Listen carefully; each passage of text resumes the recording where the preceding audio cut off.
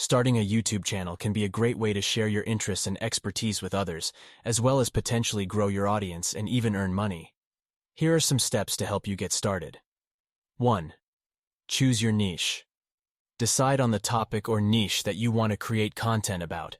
It can be anything that you are passionate about, such as cooking, gaming, beauty, travel, or even a specific hobby.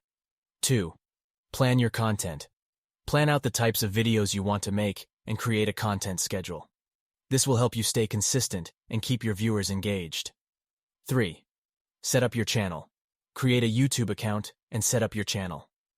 Choose a name that reflects your brand and add a profile picture and banner. 4. Create and upload your videos. Create high-quality videos that are engaging and informative. Make sure to use good lighting and sound and edit your videos to make them polished and professional. 5. Promote your channel. Share your videos on social media, forums, and other platforms to attract more viewers. Engage with your audience by responding to comments and messages. 6. Monetize your channel. Once your channel meets the eligibility requirements, you can start monetizing your videos through ads, sponsorships, and merchandise sales.